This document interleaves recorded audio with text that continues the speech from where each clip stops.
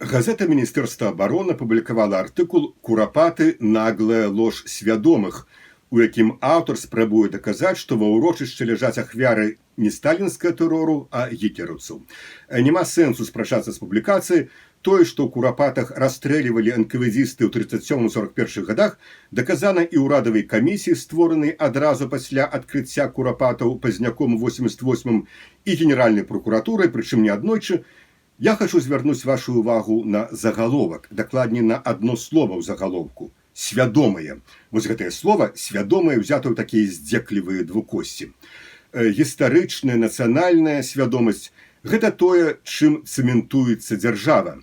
І калі нехта выступае супраць нацыянальнай свядомасці, значыць, па логіцы, так, ён выступае супраць дзяржавы.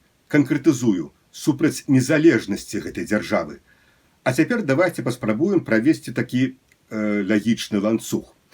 Калі газета Міністэрства обороны такое друкуе, значыць, яно супраць нацыянальнай свядомасці. Значыць, яно супраць незалежнасці Беларусі. Значыць, войска не будзе абараняць Беларусь. У выпадку, калі пойдуць танкі, напрыклад, з усходу.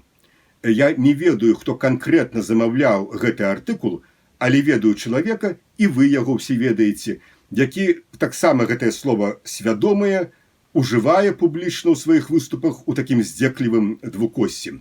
Гэты чалавек ужо 26 гадоў не сыходзіць з экранаў. Мы бачым яго ў рэпартажах з фермаў, з нарадаў, з хакейных матчаў, з канцэртных пляцовак, з конкурсу прыгажосці.